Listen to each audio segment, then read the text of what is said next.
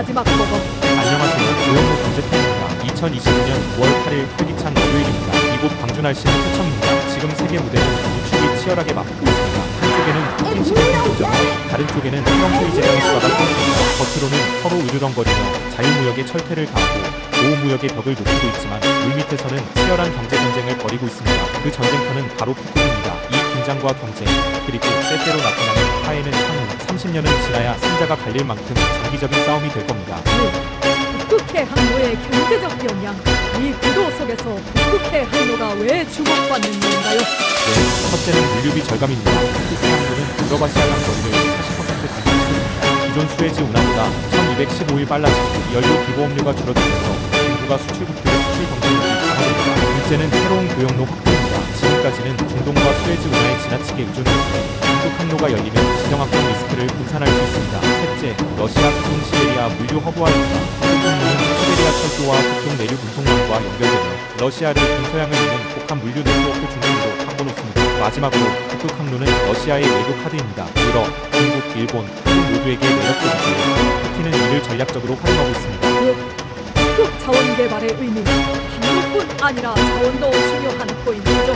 그렇습니다. 북극은 인류의 마지막 보고라 불립니다. 에너지 자원 러시아는 자국 천연가스의 80%, 석유의 17%가 북극에 있다고 밝히고 있습니다. 전 세계 미개발 석유의 13%, 천연가스의 30% 이상이 북극에 붙여 있다는 미국 지질 조사국의 추정도 있습니다. 핵심 광물 자원 팩토리, 니켈, 코발트, 플래티넘, 티타늄 같은 미래산업 필수 자원이 풍부합니다. 전기차, 배터리, 신재생에너지 산업의 전략 광물 보고죠. 기후변화 효과 해빙이 가속화되면서 과거엔 접근이 불가능했던 지역이 이제는 항로와 자원지대로 바뀌고 있습니다. 결국 북극은 인류와 자원을 결합해 러시아를 에너지 물류 이중 허브로 만들 수 있고 전 세계가 뛰어드는 신고유러시의 부대가 될 것입니다. 3. 북한의 지정학적 경제적 역할. 북극 항로에 있어도 북한도 등장하던데요. 맞습니다. 푸틴은 북극 횡단 운송회랑을 북한까지 확장하겠다고 했습니다. 두만강 교량이 내년에 개통되고 러시아와 북한을 잇는 새로운 교량들이 건설될 계획입니다. 이렇게 되면 북한은 단순히 고립된 나라가 아니라 북극 한반도를 연결하는 지정학적 경유지가 됩니다. 청진나 진원상 같은 항로는 행적 허브로 활용될 수 있죠. 북한은 철도항만 현대화를 통해 국제 물류의 중간 기착지로 성장할 수 있고 제재 완화 이후에는 내화 유익과 경제 발전 기회를 크게 늘릴 수 있습니다. 4. 한국의 경제적 정치적 이득. 그럼 한국은 어떤 이득을 볼 수 있을까요? 첫째, 수출 경쟁력 강화입니다. 운송비 절감은 자동차, 반도체, 배터리 수출에 직접적인 이득을 줍니다. 둘째, 조선해운 산업 부재입니다. 한국은 세계 최고 수준의 LNG 운반선과 해빙선 기술을 가지고 있습니다. 북극 항로가 열리면 한국 조선업은 새로운 전성기를 맞이할 수 있고 HMN 같은 해운사는 글로벌 시장 점유율을 높일 기회가 생깁니다. 셋째, 자원 확보입니다. 히토류니켈 코발트 같은 전략 광물을 북극에서 확보하면 한국의 전기차 배터리 산업은 공급망 안정성을 얻습니다. 넷째, 외교적 위상 강화입니다. 한국은 이미 북극 이사회 옥서버북입니다. 북극 항로 참여는 실질적 영향력을 키우고 남북 경협을 통한 철도항만 협력에 연결이 됩니다. 한국은 정부가 다자 협력의 중견 조정자 역할을 할 수 있게 됩니다. 마지막으로 경제 안보 강화입니다. 수에즈 운하 리스크를 줄이고 제2의 교역로를 확보하는 건 단순한 무역 문제가 아니라 국가 생존 전략입니다. 북극 자원 개발과 관련해서 한국 증시에서 어떤 기업들이 혜택을 볼 수 있는가요? 첫째, 조선업 HD, 현대중공업, 현대미포조선. 먼저 조선업 최근이 가장 큰 수혜를 입는다는 얘기가 있던데요. 맞습니다. 북극 항로가 열리면 가장 먼저 필요한 게 해빙선이죠. HD 현대중공업, 현대미포조선이 대표적입니다. 특히 HD 현대중공업은 최근 현대미포조선과 합병 계획을 발표했는데 북극 쇄빙선 수요 확대에 대비하기 위한 전략입니다. 실제로 주가도 크게 반응했습니다. 에너지 한국가스공사 KOG의 에너지 쪽은 어떤가요? 에너지도 핵심입니다. 북극에는 막대한 석유와 가스가 붙어있는데 한국가스공사가 직접적 피해를 볼 수 있습니다. 북극 개발과 연결될 경우 파급력이 엄청납니다. 셋째, 전략 광물 고려하연 전기차, 미치전지 얘기도 빠질 수 없겠네요. 그렇죠.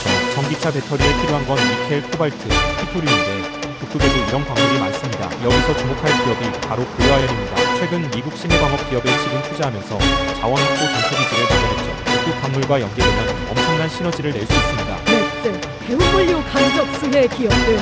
물류 쪽은 어떤 변화가 예상되나요?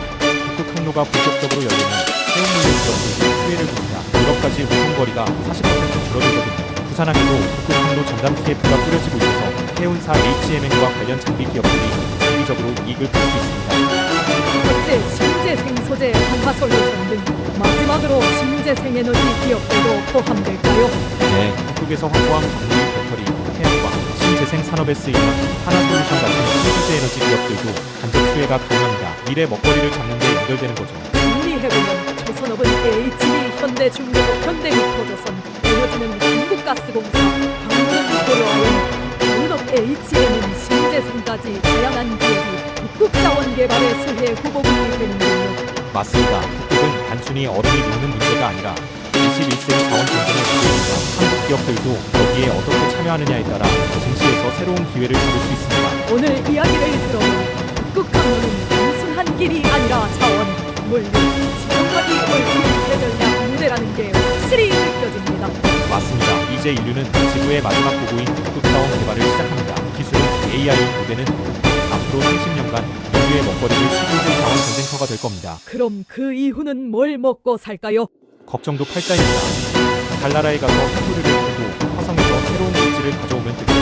인류는 이미 후퇴가 불가능한 질주하는 기관체입니다. 이 역사를 돌이켜보면 보수 세력이 언제나 현재의 권력과 힘을 쥐고 있었지만 결국은 두려움 없는 진보 세력이 역사의 발전을 이끌어왔습니다. 북극 해양로와 자원 개발도 결국 그 연장선에 있습니다. 결국 북극은 미래 경제의 실험장이자 인류의 다음 도약을 준비하는 무대라는 말씀이시군요. 그렇습니다. 그리고 한국은 이 거대한 변화의 중심에서 어떤 전략적 선택을 하느냐에 따라 향후 30년의 운명이 달라질 것입니다. 조영무의 경제톡 여기까지입니다. 좋아요, 구독은 영상 제작에 힘이 됩니다. 내일 또 만나겠습니다.